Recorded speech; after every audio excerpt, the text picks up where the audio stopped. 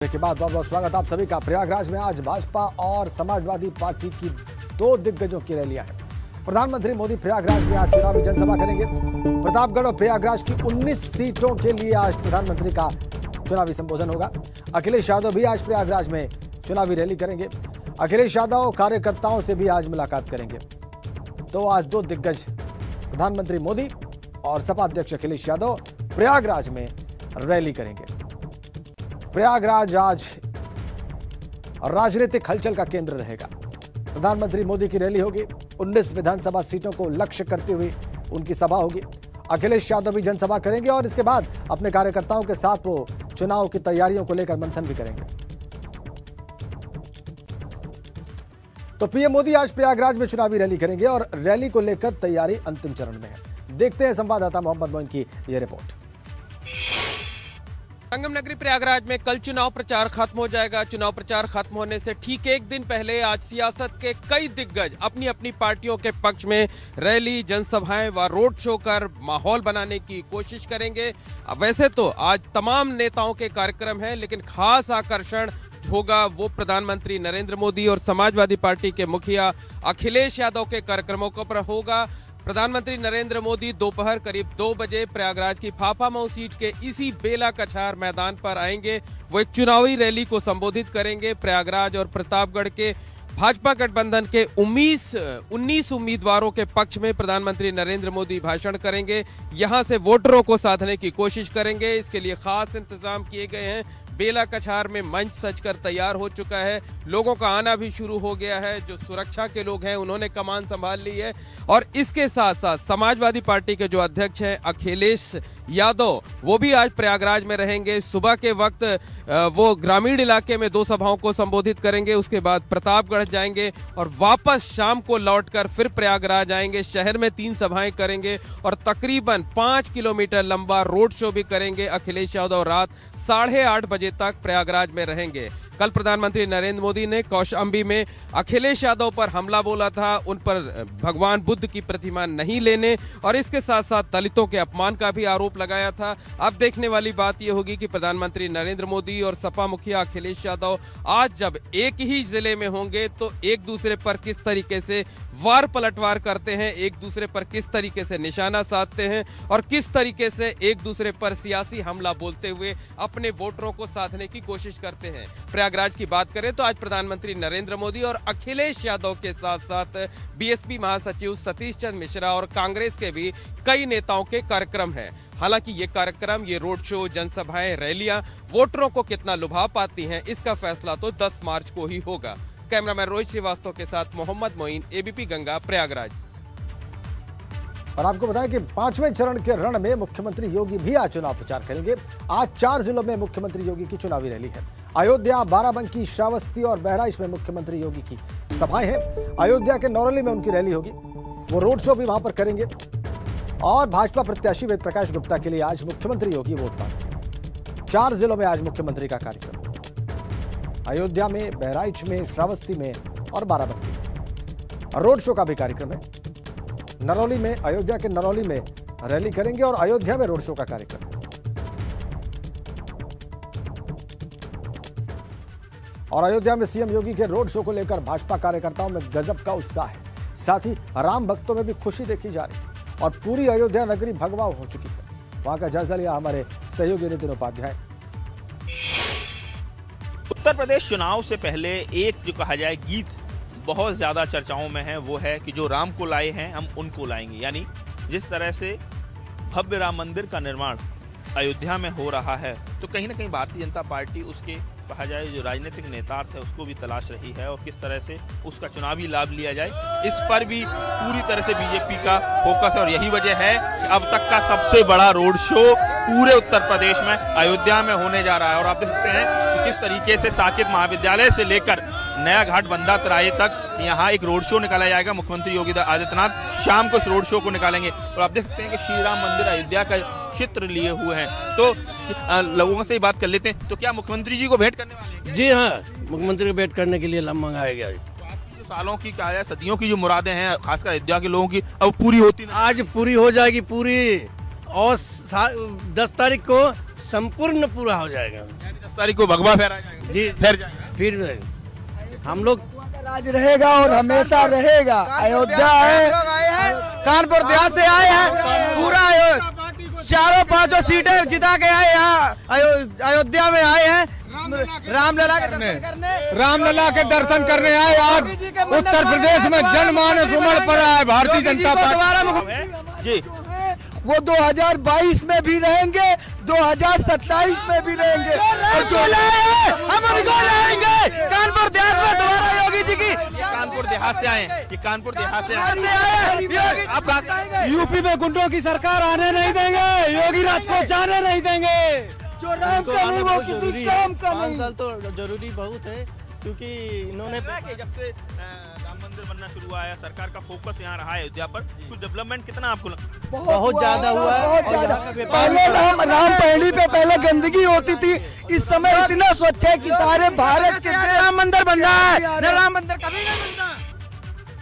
अब आपको बाराबंकी के रामनगर लिए चलते हैं। मुख्यमंत्री योगी की जनसभा प्रताड़ित किया जाता था, अगर आप कंप्लेंट करते थे तो उल्टा आप ही के खिलाफ मुकदमा दर्ज हो जाता था।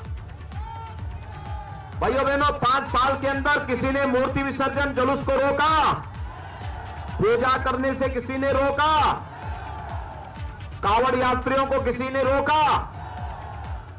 आज भाइयों बहनों, प्रदेश में दंगे नहीं होते, कर्फ्यू नहीं लगता, आज तो धूम धड़ाके के साथ कांवड़ यात्रा निकलती है। और हर हर बम बम के नारों के साथ जब कांवड़ यात्री निकलता है तो भगवान शिव की भक्ति में लीन वे कांवड़ यात्री उत्तर प्रदेश को एक नया उत्तर प्रदेश बनाने की ओर अग्रसर दिखते हैं। आज मैं इसीलिए आपके पास आया हूं, आपसे कहने के लिए, भाइयों बहनों, आपको बिजली मिल रही कि नहीं मिल रही है? बिजली में कोई भेदभाव तो नहीं है। 5 साल पहले बिजली मिलती थी क्या? 5 साल पहले बिजली क्यों नहीं मिलती थी मालूम है?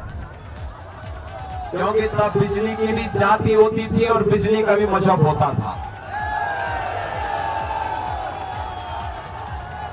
ईद और मुहर्रम होगी तो बिजली आएगी, और होली और दीपावली रहती थी तो बिजली नहीं आएगी। आज तो बिजली है ना, हमने तो कोई भेदभाव नहीं किया ना, सबको बिजली, पर्याप्त बिजली, सबको बिजली आज तो मिल रही है ना। और जो ये गुंडे, अपराधी, माफिया, दंगाई जगह जगह जुलूस को रोकते थे, 5 साल के अंदर किसी ने रोकने का प्रयास किया? आज रोकेंगे नहीं, क्योंकि उनको मालूम है अगर रोकेंगे तो अगले दिन इनके पोस्टर चस्पा हो जाएंगे। इनको मालूम है अगर आज ये लोग कुछ करेंगे तो अगले दिन पोस्टर चस्पा होंगे, तीसरे दिन नोटिस वसूली की चली जाएगी, और फिर उसके बाद 7 पीढ़ियां भरते भरते थक जाएंगी, लेकिन सरकारी वसूली ये लोग भर नहीं पाएंगे, इसलिए आज करता है। भाइयों बहनों, वर्तमान में कोरोना महामारी से हम सब जूझ रहे, पूरी दुनिया जूझ रही है। कोरोना में फ्री टेस्ट हुआ, फ्री में उपचार, फ्री में वैक्सीन, सबको वैक्सीन मिला कि नहीं मिला? कितने लोगों ने वैक्सीन लिया है? पीछे के लोग, पीछे वाले भी बताएं, वैक्सीन जिन लोगों ने लिया थोड़ा हाथ खड़ा करके बताएं मुझे। तो पूरा रामनगर ही वैक्सीन लगा दिया है, तो सबने ले लिया ना, अभिनंदन आपका। भाइयों बहनों, ये वैक्सीन कोरोना के खिलाफ देश की लड़ाई का प्रतीक है। वैक्सीन का किसी ने पैसा तो नहीं मांगा। अब सोचिए, सपा बसपा की सरकार होती, ये वैक्सीन बाजार में ब्लैक हो जाती, गरीब को नहीं मिलती। आज तो कोरोना की तीसरी वेव कब आई, कब चली गई, कोई पता नहीं। इतनी बड़ी बड़ी रैली हो रही है, कोरोना गायब, क्योंकि मोदी जी ने जो वैक्सीन भेजी वह वैक्सीन प्रभावी है, और वैक्सीन ने हम सबकी जान को बचाया है। जो लोग गुमराह करते थे, कहते थे मोदी वैक्सीन है नहीं लेंगे, भाजपा वैक्सीन है नहीं लेंगे, आज उनको बताने की आवश्यकता है कि अगर मोदी वैक्सीन और भाजपा वैक्सीन से जान बची है तो वोट भी यही जाएगा। बोलेंगे, घर घर जाएंगे, सबको बताएंगे। और भाइयों बहनों, डबल इंजन की सरकार है तो डबल डोज राशन की भी मिली होगी ना। राशन मिला है कि नहीं मिला है? मिला है। दाल, तेल, नमक सभी मिला है। अच्छा, मुझे एक बात बताओ, 2017 के पहले भी ये मिलता था क्या? तो ये बबुआ क्यों कहते हैं कि हम भी देते थे? क्यों कह रहे हैं? ये सच था कि उनके समय में यही राशन समाजवादी पार्टी के माफिया और उनके गुर्गों के हाथों बेच दिया जाता था, गरीब को नहीं मिलता था। 2017 के पहले सपा की सरकार रही हो तो सपा के गुंडे और माफिया सारा राशन हजम कर जाते थे, गरीब को नहीं मिलता था। और भाइयों बहनों, बसपा की सरकार होती थी तो बहन जी के हाथी का पेट तो इतना बड़ा है कि पूरे प्रदेश का राशन ही उसमें समा जाए। और इसीलिए सरकार ने तय किया है, भाइयों बहनों, अभी तो ये झलक है, गरीब को राशन 2 महीने में 2 बार राशन दिया ही जा रहा है। हमने ये भी तय किया है 10 मार्च को सरकार बनने दीजिए, हर गरीब को होली और दीपावली के अवसर पर फ्री में रसोई गैस का सिलेंडर भी उपलब्ध करवाएंगे। हमने ये तय किया है हर कॉलेज जाने वाली मेधावी बेटी को फ्री में स्कूटी उपलब्ध करवाने का कार्य करेंगे। कन्या सुमंगला योजना में बेटी को जो 15,000 रुपए मिल रहे हैं, इसकी राशि को 25,000 करेंगे। और सामूहिक विवाह की योजना में गरीब कन्या की बेटी के लिए मुख्यमंत्री की ओर से कन्यादान के रूप में 1 लाख रुपया दिया जाएगा। और यही नहीं, हमारा युवा कैसे छूटेगा, उसको तो हम लोग और अच्छी सुविधा देने जा रहे हैं। फ्री में कोचिंग की व्यवस्था, 1 करोड़ युवाओं को टैबलेट और स्मार्टफोन बांट रहे हैं। आने वाले 5 साल में हर परिवार के एक व्यक्ति को नौकरी, रोजगार अथवा स्वतः रोजगार के साथ जोड़ने का कार्य करेंगे। 1 करोड़ युवा को टैबलेट स्मार्टफोन बंट रहा है। समाजवादी पार्टी ने शिकायत की है चुनाव आयोग से, और हमने भी ठान लिया है अभी 1 करोड़ युवाओं को दे रहे हैं, अगले 5 साल में 2 करोड़ युवाओं को टैबलेट स्मार्टफोन फ्री में देंगे। और ऑनलाइन एजुकेशन, ऑनलाइन एग्जामिनेशन या कंपटीशन की तैयारी के लिए जितना खर्चा आएगा, उस खर्चे को भी सरकार वहन करेगी। किसी अभिभावक के ऊपर खर्चा भी नहीं आने देंगे। वृद्धजनों की पेंशन को, विधवा महिलाओं की पेंशन को, दिव्यांग जनों की पेंशन को भी बढ़ाने का काम करेंगे। 1 करोड़ लोगों को वर्तमान में हम पेंशन दे रहे हैं, इसको भी बढ़ाने का काम करेंगे। और भाइयों बहनों, अपने अन्नदाता किसानों की पहली सरकार में फ्री में हम लोगों ने उनको सबके ऋण माफ किए थे। 5,45,000 किसानों को अकेले बाराबंकी जनपद में प्रधानमंत्री किसान सम्मान निधि में 6,000 रुपए सालाना मिल रहे हैं। और भाइयों बहनों, सरकार ने तय किया है कि अगले 5 वर्ष के दौरान अपने अन्नदाता किसानों को अब बिजली भी फ्री में उपलब्ध करवाने की तैयारी के लिए हम आगे बढ़ रहे हैं। आपको मजबूत सरकार चाहिए या मजबूर सरकार चाहिए? दंगा कराने वाली सरकार चाहिए, दंगा से मुक्त करने वाली सरकार चाहिए, भय पैदा करने वाली सरकार चाहिए, भय मुक्त वातावरण देने वाली सरकार चाहिए, गरीबों का शोषण करने वाली सरकार चाहिए, या गरीबों को शासन की योजना के साथ जोड़ करके लाभ देने वाली सरकार चाहिए? भाइयों बहनों, भारतीय जनता पार्टी गांवों के विकास के लिए, नौजवानों के रोजगार के लिए, अन्नदाता किसानों के उत्थान के लिए, महिलाओं की सुरक्षा के लिए पूरी प्रतिबद्धता के साथ कार्य करेगी और इसके लिए एक मजबूत और दमदार सरकार चाहिए ना। लेकिन ये तब होगा जब रामनगर से शरद अवस्थी चुनाव जीत करके जाएंगे। चुनाव जिताएंगे।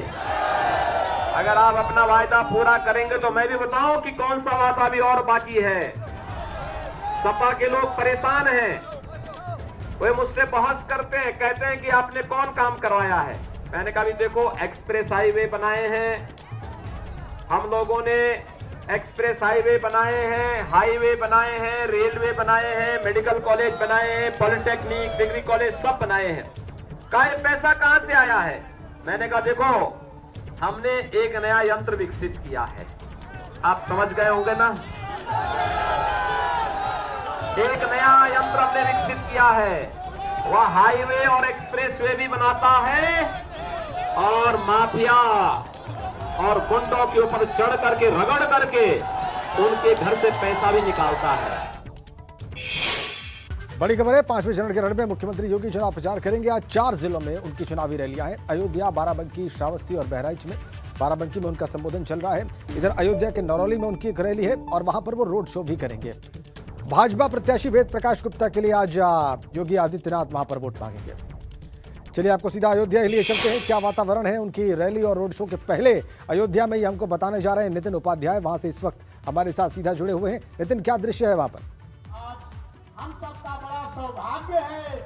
देखिए, बिल्कुल देखिए, आज पूरे दिन मेगा प्रचार अभियान करेंगे मुख्यमंत्री योगी आदित्यनाथ। बाराबंकी में उनका जो कार्यक्रम है वो हो गया है, तो बहराइच, श्रावस्ती के बाद उनके अयोध्या में 3 कार्यक्रम है। अयोध्या में वो नरौली पहुंचेंगे, वहां एक जनसभा को संबोधित करेंगे और जो दूसरी जनसभा है जो मैं आपको दिखाना चाहता हूँ, ये जो गोसाईगंज में जो गठबंधन प्रत्याशी है आरती तिवारी, उनके लिए वो यहाँ की जनता से समर्थन मांगेंगे और 3:30 बजे यहाँ कार्यक्रम है और उसके बाद 4:30 बजे वो पहुंचेंगे अयोध्या और अयोध्या में साकेत महाविद्यालय के जो टेढ़ी बाजार चौराहे से रोड शो शुरू करेंगे। वो रोड शो जो कहा जाए नया घाट बंदा तराई पर खत्म होगा। तो कुल मिला के कहा जाए पूरी तरह से भगवान राम की शरण में इस समय योगी आदित्यनाथ भी आ गए हैं और लगातार भगवान राम का वो जिक्र कर रहे हैं, लगातार वो राम के मंदिर का जिक्र कर रहे हैं। पूरी तरह से इस समय जो जनसभा स्थल है वो तैयार है और 3:30 बजे का यहाँ कार्यक्रम है।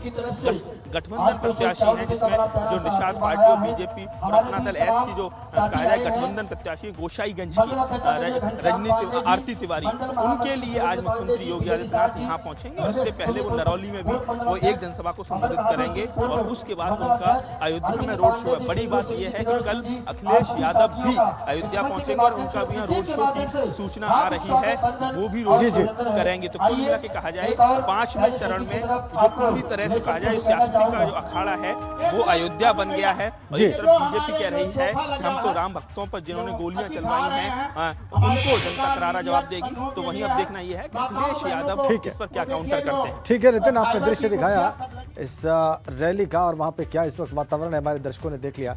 बहुत बहुत धन्यवाद फिलहाल के लिए आप।